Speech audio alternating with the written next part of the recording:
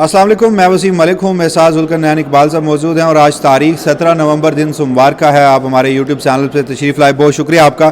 ناظرین، بالآخر وہ 27ویں آئینی ترمیم کے بعد جو بڑی شد و مد سے، بڑے زور و شور سے ایک وفاقی آئینی عدالت بنائی گئی تھی، آج اس نے اپنے کام کا آغاز کر دیا ہے، مگر وہ کام کا آغاز ہی کیسے ہوا ہے ابھی تک کسی کو سمجھ نہیں آ رہی۔ دوسرا جناب، آج ایک بڑا دعویٰ کیا گیا ہے، سپریم کورٹ آف پاکستان کو ایک دیو ہیکل چوہا کھا گیا ہے۔ یہ کہانی کیا ہے آج کی اس ویڈیو کے صورت میں آپ کے سامنے رکھیں گے۔ جبکہ تیسرے number per supreme court of Pakistan کے وہ ججز ویسے تو 26ویں ترمیم کے بعد وہ ہائبرڈ نظام کے بڑے حامی سمجھے جاتے تھے، آئینی بینچ میں اور ہر بینچ کا حصہ ہوتے تھے اور سپریم کورٹ کی اسٹیبلشمنٹ کا حصہ ہوتے تھے، اور جو کہیں نہ کہیں 27ویں آئینی ترمیم کے ذمہ دار ہیں، مگر انہیں وفاقی آئینی عدالت نہیں لے جایا گیا تو آج تھوڑا سا وہ کچھ بولے ہیں، اب وہ بلیک میل کر رہے ہیں، اب وہ غصہ نکال رہے ہیں۔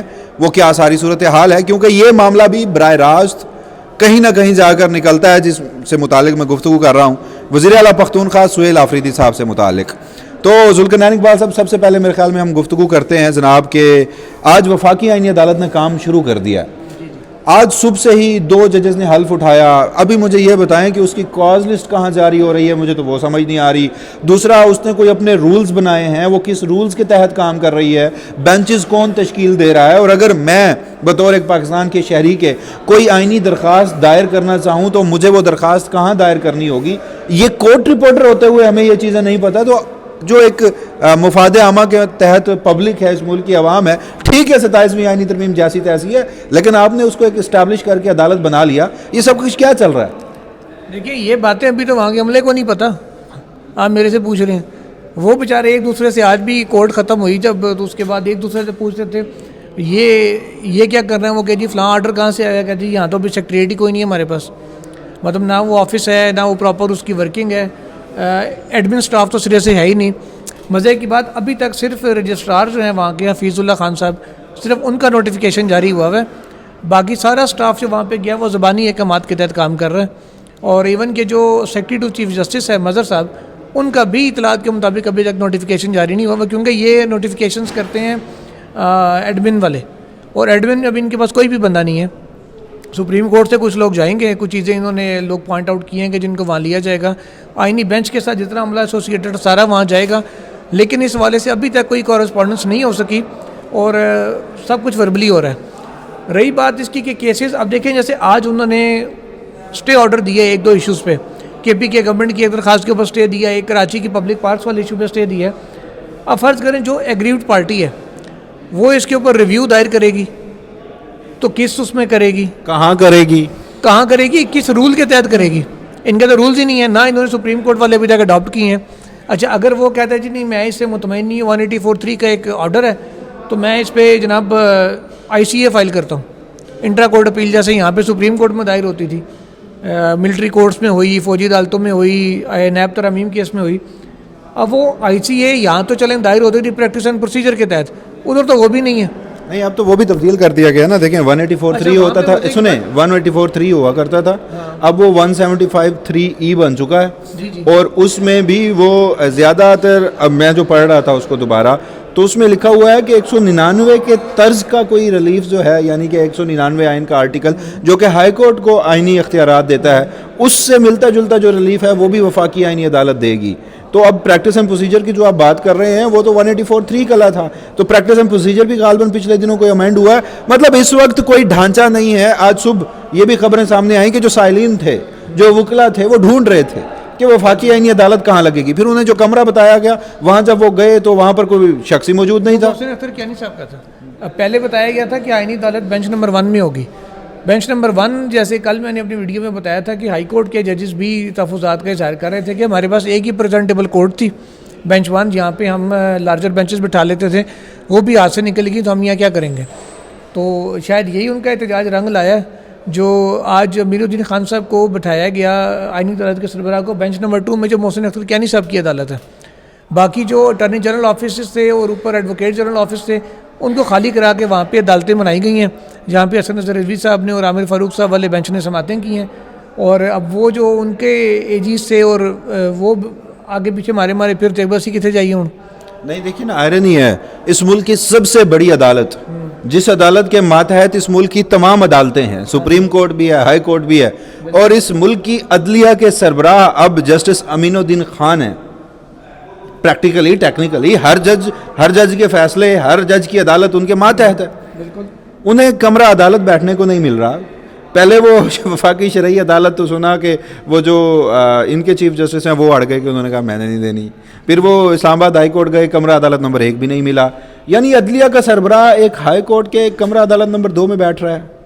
میں نے اس دن بھی اپنے ویڈیو میں بات کہی تھی کہ ان کو نا ترمیم تو ہو گئی, ججز کی اوتھ بھی ہو رہی ہے, سب کچھ ہو رہا ہے, یہ سٹاف پورا کرتے ہیں, اپنے ایڈمنسٹریٹو یہ چیزیں پوری کرتے ہیں, اس کو 1 دسمبر سے فعال کر دیتے ہیں.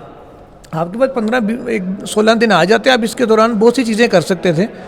وہ جلد بازی میں چاہے کریں, کون سا یہاں چیلنج ہونی ہے, کوئی چیز کو مسئلہ ہونا ہے, کم از کم اپنی چیزیں تو پوری رکھتے ہیں. سپریم کورٹ کی اب رولز اڈاپٹ کر لیتے, تھوڑی اوپر نیچے 1-2 لائنیں کر کے. آئینی بینچ میں بھی انہوں نے کوئی رولز نہ بنائے تھے نہ کسی کے اڈاپٹ کیے تھے. اچھا, اب جو یہاں پہ تو چلے رولز کے تحت بینچ بن رہے تھے, چیف جسٹس بنا رہے تھے یا کمیٹی بنا رہی تھی, وہاں نہ کوئی کمیٹی ہے نہ کچھ ہے, تو بس ایسے ہی کام چل رہا ہے. کو سمجھ میں نہیں آ رہی ہے آئینی عدالت کی سائن کے تحت چل رہی ہے کہ سکھ کے تحت چل رہی ہے, کوئی بس قیام اس کا اس وقت آئین ویسے وہ ٹھیک کر رہے ہیں جیسے امین الدین خان, رولز آئین اور باقی معاملات پہ. مجھے کوئکلی ایک بات کا جواب دیجیے گا. آج آپ رپورٹ کر رہے تھے جسٹس جمال مندوخیل ہیں, انہوں نے ایگزیکٹلی کیا کہا ہے وہ سب سے پہلے میں چاہتا ہوں کہ میں پڑھ دوں اور اس کے بعد ہاں چلیں آپ بتا دیں. معاملہ ہاں بلوچستان کا تھا, ہوا کیا, جسٹس جمال مندوخیل برہم ہو گئے. سر بیسیکلی یہ ایک کیس تھا جس میں ایک کوریئر کمپنی تھی, اس کے ایک مینیجر تھے, وہاں سے کوئی وہ کوریئر بک ہوا جس کے اندر غالباً منشیات تھی, تو ان کو جا کے مینیجر صاحب کو بھی ملزم بنایا گیا, ایک کلیننگ ایجنٹ کو بھی ملزم بنایا گیا. تو وہ یہ مینیجر صاحب کی ضمانت کا کیس تھا. وہ کہہ رہے تھے اس کے اندر, ان کے وکیل کا یہ موقف تھا کہ بھائی یہ مینیجر ہے, یہ تو آفس میں بیٹھا ہوتا ہے, پیچھے رسیدیں بنانا ہے, سارا کچھ کرنا ہو تو کلیئرنگ ایجنٹ اور جو سٹاف ہے وہ کرتا ہوتا ہے. تو مندوخیل صاحب نے کہا بات تو ٹھیک ہے ان کی, مینیجر خود تو آ کے انٹریاں نہیں کر رہا ہوتا, نہ ڈبے دیکھ رہا ہوتا ہے. اب کل کو یہاں سپریم کورٹ سے کچھ ہو تو آپ کیا معاملہ چیف جسٹس کو کہیں گے کہ تم مینیجر تھے وہاں پہ, انچارج تم لگے ہوئے تھے, تمہارا کام تھا دیکھنا, ایسے تو نہیں ہوتا. منشیات کا معاملہ تھا, اس پہ انہوں نے پھر کہا مندوخیل صاحب نے کہ منشیات, میں تو یہ سوال پوچھتا ہوں آج تک جواب نہیں ملا کہ منشیات بارڈر سے یہاں آتی کیسے ہیں, ہزاروں کلومیٹر اندر کیسے آ جاتی ہے. انہوں نے کہا جی 1000 کلومیٹر تک جو ہے نا اندر آگے شہروں میں پائی جا رہی ہوتی ہے بارڈر سے, تو یہ کیسے آتی ہے. انہوں نے کہا 1 کلو آ جائے, 2 کلو آ جائے, 5-10 کلو بھی چلو آ جائے تو اتنا مسئلہ نہیں ہے, ٹنوں کے حساب سے آتی ہے. تو یہ کون آنے دیتا ہے, کون نہیں روکتا ان کو. پھر انہوں نے کہا کہ افغانستان میں پہلے فیکٹریاں تھیں منشیات کی, انہوں نے کہا کہ طالبان ہیں انہوں نے ختم کرا دی, اب ہماری طرف لگ گئی ہیں. انہوں نے کہا کہ میرے ساتھ چلیں ANF والے, میں آپ کو دکھاتا ہوں جا کے. بلوچستان میں انہوں نے کہا 3 اضلاع ہیں جس کا سب کو پتہ ہے کہ وہاں پہ باقاعدہ فصلیں کاشت ہو رہی ہیں. انہوں نے ختم کر دی طالبان نے, ہم نے یہاں شروع کی ہوئی ہیں اور سب کو پتہ. انہوں نے کہا ٹیوب ویل لگے ہیں جہاں سے فصلوں کو پانی جا رہا ہے, ان ٹیوب ویلوں کا بل بھی باقاعدہ آ رہا ہے, اس کا پتہ سب کو, لیکن کوئی ہاتھ نہیں ڈالتا. تو یہ کیا وجہ ہے, کیوں نہیں کرتے. انہوں نے کہا کہ جو یہ ہیں ANF ہے, اس کا کام کوئی 1 کلو 2 کلو چرس پکڑنا ہے, منشیات پکڑنا نہیں ہے, ان کا کام سپلائی لائن کاٹنا ہے. یہ چھوٹی موٹی کروائیں تو پولیس بھی کر رہی ہوتی ہے.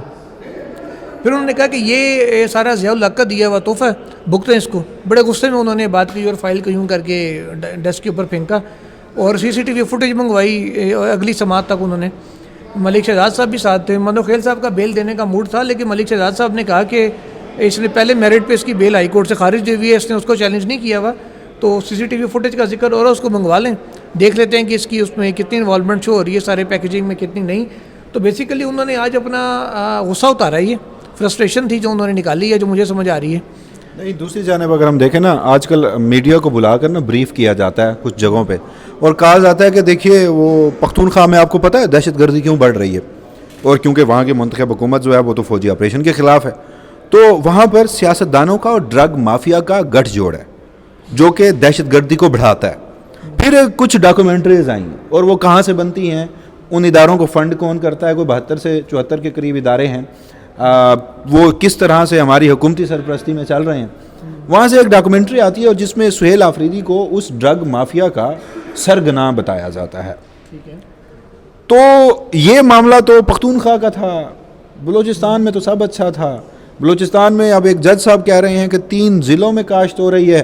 نہ تو وہاں ڈرگ مافیا کا نیکسس ہے سیاستدانوں کے ساتھ, نہ سیاستدان وہاں کے برے ہیں, دہشت گردی تو وہاں پہ بھی ہے, BLA جیسی سیاسی جو کالعدم تنظیمیں ہیں وہ تو وہاں پہ بھی ہیں. وجہ میرے خیال میں صرف ایک ہے کہ وہاں کا وزیر اعلیٰ جو ہے وہ 8 فروری کے متنازع ترین انتخابات کے نتیجے میں وجود میں آیا اور وہ آپ کی گود میں بیٹھا ہے. سہیل آفریدی صاحب جو ہیں وہ آپ کی گود میں بیٹھنے کو تیار نہیں ہے, لہٰذا وہ ڈرگ ڈیلر بھی ہیں اور سرگنا بھی ہیں اور مافیا بھی ہیں. جن جج صاحب نے یہ بات کہی ہے ان کا اپنا تعلق بلوچستان سے ہے.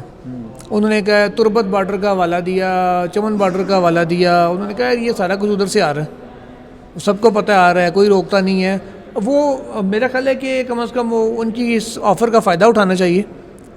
NF ان کو کہیے آپ ساتھ چلیں یا پھر آپ جو ہے نا ہمیں بتا دیں جگہ کون. مجھے دوسری صورتحال لگتی ہے, اگر جج صاحب اس معاملے میں مزید آگے بڑھے تو وہ قومی سلامتی سے کھیل رہے ہیں. پھر متعلقہ ادارے جو ہیں حرکت میں آ کر وزیر اعظم صاحب جو ہیں وہ صدر کو کہہ کر ایک آئین کے آرٹیکل 209 کے تحت بھجوا بھی سکتے ہیں. کوئی نہیں, ویسے ریمارکس کے اوپر تو نہیں آ سکتا. یہاں ججز کے کنڈکٹ کے اوپر کیا کچھ نہیں ہوتا. سردار اعجاز اسحاق صاحب کو سپریم جوڈیشل کونسل نے جو نوٹسز جاری کیے ہوئے ہیں, آپ اس کی بنیاد تک جائیں تو آپ سر پکڑ کے بیٹھ جائیں گے. تیسرا موضوع سر, ایک کارٹون ہے جو پاکستان کے ایک پریسٹیجیس ایک لیڈنگ اخبار ڈان نے چھاپا ہے آج.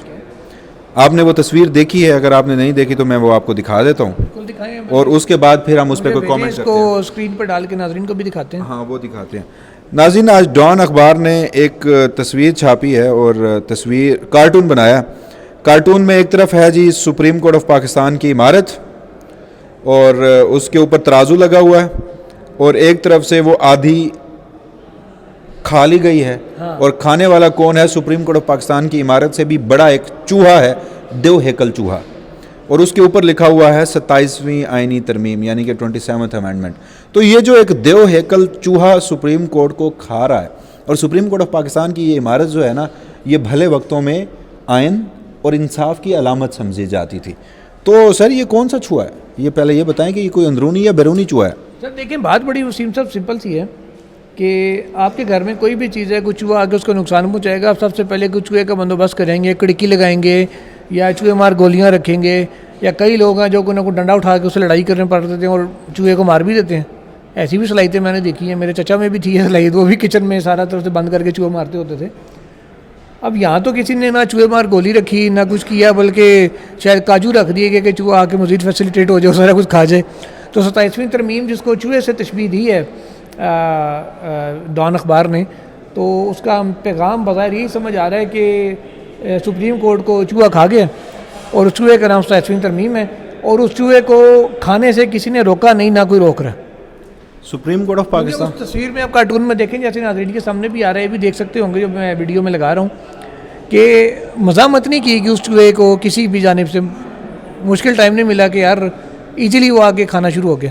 وجہ اس کی یہ ہے کہ شاید بہت سارے چوہے اکٹھے ہو گئے تھے اور وہ اس چوہے کی رکھوالی کر رہے تھے, لہٰذا اس چوہے کو کچھ نہیں کہا گیا. تو بہرحال ایک سمبولک اس کی اہمیت ضرور ہے, اور یہ پاکستان میں اس وقت موجودہ ہماری عدلیہ, ہمارے آئین پاکستان کی ایک بہترین عکاسی ہے کہ ایک دیو ہیکل چوہا جو ہے وہ آئین اور انصاف کی علامت سمجھی جانے والی سپریم کورٹ آف پاکستان کی عمارت کو کھا رہا ہے. تو یہ ناظرین اب تک کے موضوعات تھے. اس حوالے سے جو بھی مزید تفصیلات ہوں گی وسیم ملک اگلے اگلے ویڈیو کی توسط سے آپ کی خدمت میں حاضر ہوگا. تب تک کے لیے مجھے دیجیے گا اجازت. اللہ نگہبان.